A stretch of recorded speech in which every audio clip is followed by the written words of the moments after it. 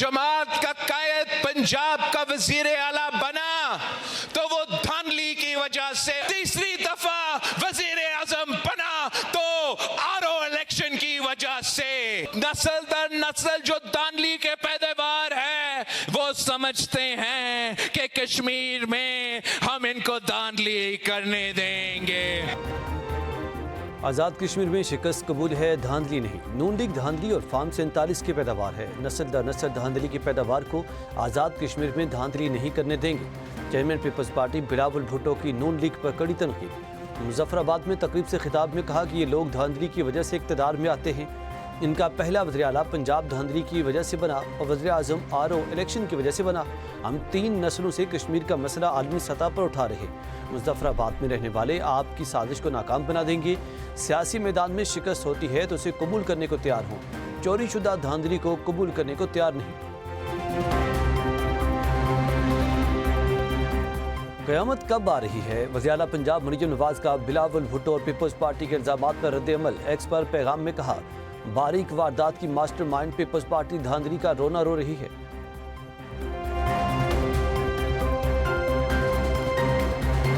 जब मिली है नून लीग को धांधली की तौर तरीब मिली है, फिर इनको वोट की इज्जत याद आ जाती है। और जब हुकूमत में होते हैं तो बस ठीक है, फिर अपनी कुर्सी को सारा दिन चूमते रहते हैं। ये वो खैराती मैंडेट वाले फॉर्म 47 की पैदावार, धांधली की पैदावार। और हर दफा हुकूमत जब मिली है नून लीग को धांधली की तौर तरीब मिली है, कभी इनको जेन्युइन मैंडेट नहीं मिला। क़यामत 2024 में आ गई थी, ये आपने ही फॉर्म 47 का नशा बोल रहा है। सीनियर वजीर सिंध शर्जील इनाम मेमन का मरियम नवाज के बयान पर रद्द-ए-अमल। कहा कि 2024 में खैरात के मैंडेट बढ़ रहे थे, नून लीग उसी धांधली की पैदावार जमात है। ऐसे लगता है बिलावल भुट्टो किसी की नकल उतार रहे हैं। वज़ीर इत्तलात पंजाब अज़मा बुखारी की न्यूज़ कॉन्फ्रेंस। कहा, आज़ाद कश्मीर की आवाम ने वोट के जरिए अपना फैसला किया, आवाम ने तरक्की और जिद्दत को वोट दिया। पीपल्स पार्टी बताए कि कराची में ट्रांसपोर्ट सिस्टम क्यों नहीं, कचरा क्यों नहीं उठाया जाता। जो ये नहीं बता पा रहे सिंध में क्या कारकर्दगी है, वो कश्मीर को क्या बताएंगे। ये अपने घर लाड़काना की हालत नहीं बदल सके, शर्म की बात है। आज़ाद जम्मू कश्मीर इलेक्शन कमीशन ने मीरपुर डिवीजन के 13 इंतहाबी हलकों से कामयाब उम्मीदवारों का नोटिफिकेशन जारी कर दिया।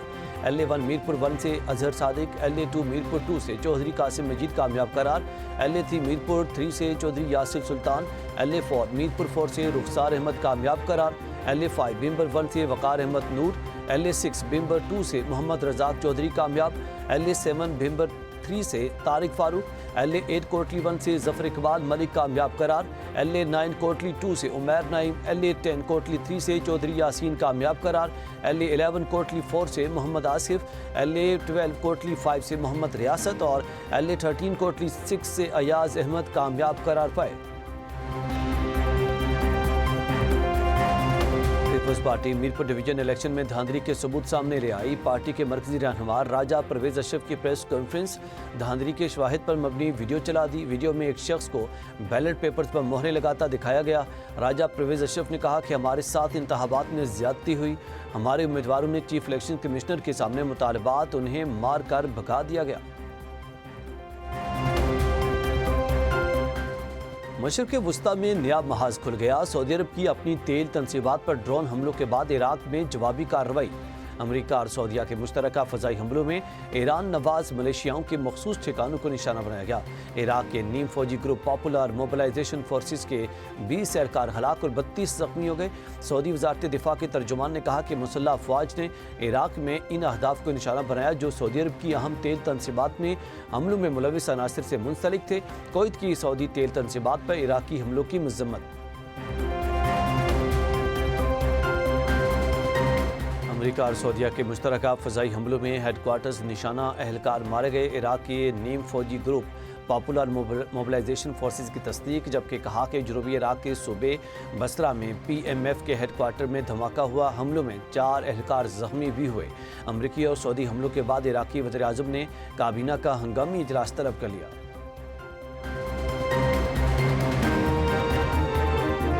ईरान के उर्दन में अमरीकी फौजी अड्डे और सेंटकॉम के मरकज़ पर बैलिस्टिक मिसाइलों से हमले। अब ने हुर्मुज़ में वार्निंग नज़रअंदाज करने वाले 3 ऑयल टैंकर्स को भी रोक लिया।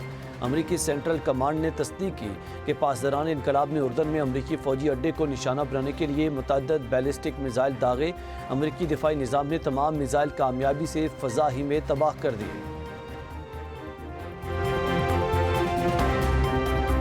یمنی حوثیوں کا بحر احمر میں سعودی آئل ٹینکر پر بیلسٹک میزائلوں سے حملہ۔ حوثی ترجمان کے مطابق ٹینکر نے اعلان کردہ بحری ناکہ بندی کی خلاف ورزی کی۔ حملے کے بعد آئل ٹینکر کو راستہ تبدیل کر کے واپس لوٹنا پڑا۔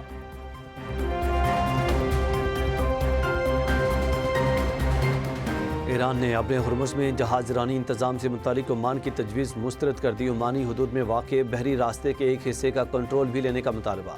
ایرانی نائب وزیر خارجہ کاظم غریب آبادی کہتے ہیں اگر اپنے ہرمز کو پہلے والی صورتحال پر واپس لایا گیا تو ایران کی فتح مکمل نہیں ہوگی۔ عمان نے تجویز قبول نہ کی تو اپنے ہرمز بند رہے گی۔ خطے کی بگڑتی صورتحال، سعودی وزیر خارجہ کا قطر، بحرین اور کویت کے وزیر خارجہ سے الگ الگ ٹیلی فونک رابطہ۔ علاقائی صورتحال اور کشیدگی کم کرنے کی کوششوں پر گفتگو۔ خلیجی وزراء خارجہ کا فریڈم آف نیویگیشن کے تحفظ پر زور۔ ایران نواز گروپوں کے حملوں کی مذمت بھی کی۔ امریکی صدر ٹرمپ کی ڈیل نہ ہونے پر ایک ہی دن میں ایران کے تمام جوہری پلانٹ اور پل تباہ کرنے کی دھمکی۔ فاکس نیوز کو انٹرویو میں کہا کہ معاہدہ نہ ہوا تو ایران پر حملے کریں گے۔ کوہ کلنگ سمیت پلوں اور شہری تنصیبات کو نشانہ بنایا جا سکتا ہے۔ زیر زمین ایرانی جوہری مقام پر حملے کا بھی کوئی ارادہ نہیں ہے۔ ایران کو تباہ کرنے کی بجائے معاہدہ کرنا بہتر ہے۔ صدر ٹرمپ نے کہا کہ نیتن یاہو مجھے جنگ میں الجھائے رکھنا چاہتے ہیں۔ ایران کی جوہری سرگرمیوں سے متعلق معلومات مجھے نہیں، دنیا کو بتائیں۔ امریکہ اور ایران مفاہمت یادداشت کی بحالی کے قریب پہنچ گئے۔ امریکی میڈیا فاکس نیوز کا دعویٰ، کہا پاکستان، مصر اور قطر تنازع کے حل کے لیے کوشاں ہیں۔ تینوں ممالک کے مذاکرات کار اس بات کی وضاحت پر کام کر رہے ہیں کہ اپنے ہرمز میں آمد و رفت کا نظام کس طرح چلایا جائے گا۔ مذاکرات کار ہرمز کے انتظامی طریقہ کار پر اختلافات دور کرنے میں مصروف ہیں۔ پاک کویت تعلقات مزید مستحکم۔ کویتی وزیر خارجہ کی دفتر خارجہ احمد اسحاق ڈار نے معزز مہمان کا استقبال کیا۔ نائب وزیر اعظم اسحاق ڈار اور کویتی وزیر خارجہ کی 1-on-1 ملاقات۔ مشرق وسطیٰ کی تازہ صورتحال پر بریفنگ اور بات چیت۔ دفتر خارجہ کے مطابق رہنماؤں نے دو طرفہ تعلقات کے تمام پہلوؤں کا جائزہ لیا۔ فریقین کا درینہ شراکت داری کو مزید مضبوط بنانے کے مشترکہ عزم کا اعادہ۔ وزیر اعظم کی زیر صدارت FBR اصلاحات پر ہفتہ وار جائزہ اجلاس۔ محصولات میں اضافے اور ادارہ جاتی اصلاحات پر پیش رفت کا تفصیلی جائزہ۔ مختلف شعبوں کی ٹیکس استعداد کار کا سائنسی تخمینہ لگانے کی بھی ہدایت۔ پاور سیکٹر کے تعاون سے ٹیکس چوری میں ملوث عناصر کی نشاندہی کا حکم۔ وزیر اعظم کی چینی شعبے میں ٹریکنگ سسٹم کی کامیابی پر چیئرمین FBR کی تعریف، کہا کہ ٹیکس ادا کرنے والے افراد اور کاروبار قومی سرمایہ ہے۔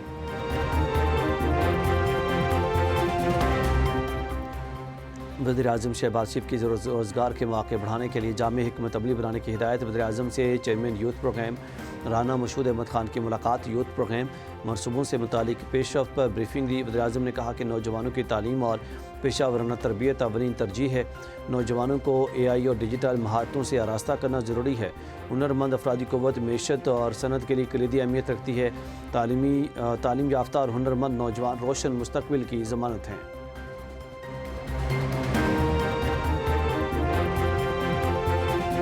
خیبر پختونخوا بلوچستان میں سیکورٹی فورسز کے مشترکہ آپریشن۔ گزشتہ 24 گھنٹوں میں 32 دہشت گرد ہلاک۔ کارروائیوں کے دوران دہشت گردوں کے متعدد ٹھکانے تباہ۔ اسلحہ، گولہ بارود اور دیسی ساختہ دھماکہ خیز مواد برآمد۔ صدر، وزیر اعظم اور وزیر داخلہ کا کامیاب کارروائیوں پر سیکورٹی فورسز کو خراج تحسین۔ سوات کے علاقے مٹہ میں پولیس اور CTD کا آپریشن۔ 4 خارجی دہشت گرد ہلاک، متعدد زخمی۔ ایلیٹ فورس کا جوان کانسٹیبل گلفام بہادری سے لڑتے ہوئے شہید۔ پولیس نے دوران آپریشن راشد سر میں انتہائی اہم اور اسٹریٹجک پوائنٹ کا کنٹرول حاصل کر لیا۔ 4 خارجیوں نے ایک مکان میں مقیم اہل خانہ کو انسانی ڈھال بنا لیا۔ اور فورسز کا آپریشن۔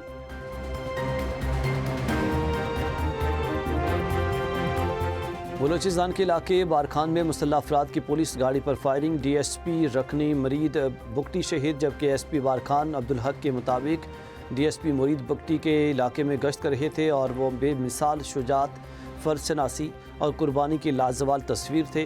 مادر وطن کے تحفظ کے لیے جان کی قربانی دینے والے نڈر اور بہادر ڈی ایس پی کو سلام، بارکھان پولیس کا شہید کے مشن کو پایہ تکمیل تک پہنچانے کا عزم۔ راولاکوٹ میں فورسز پر شرپسند حملہ آور ہو رہے ہیں۔ مسلح حملہ آور شہر کے مختلف عمارتوں پر مورچہ بند ہیں۔ یہ پرامن تحریک نہیں، مسلح جتھا بن چکا۔ ترجمان Azad Jammu Kashmir police S S P Khawar Ali Shaukat کی نیوز کانفرنس، کہا ریاستی اداروں نے ہمیشہ تحمل کا مظاہرہ کیا۔ شرپسندوں کے حملے میں ایک رینجرز اہلکار شہید ہوا۔ شرپسندوں کو کسی قسم کی رعایت نہیں دی جائے گی۔ ملک دشمن عناصر سوشل میڈیا پر منفی پروپیگنڈا کر رہے ہیں۔ وزیر اعلیٰ مریم نواز کی زیر صدارت اجلاس، ٹرانسفارمیشن آف ایگریکلچر اور گراؤنڈ واٹر مینجمنٹ رپورٹ کا تفصیلی جائزہ۔ بارش کے پانی کو محفوظ بنانے کے لیے آن گراؤنڈ واٹر باڈیز کا پلان طلب۔ پوٹھوہار کے بارانی پانی کو ذخیرہ کرنے کے لیے 3 سالوں میں 800 مزید چھوٹے ڈیمز بنانے کی منظوری۔ مریم نواز نے کہا کہ سمجھدار قوم وہی ہوتی ہے جو پانی کے ایک ایک قطرے کو محفوظ بناتی ہے۔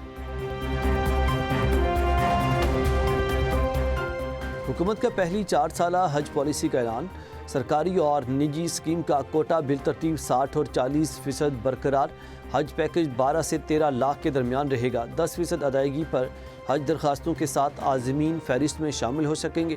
وفاقی وزیر مذہبی امور سردار محمد یوسف کی حج پالیسی پر بریفنگ، کہا کہ حج انتظامات عالمی معیار کے مطابق ہوں گے۔ واجبات کے بعد جو رقم بچے گی وہ عازمین کو واپس کی جائے گی۔ نجی حج کمپنیوں کی نگرانی اور رجسٹریشن فقط کوٹا نہیں، ان کی کارکردگی کی بنیاد پر ہوگی۔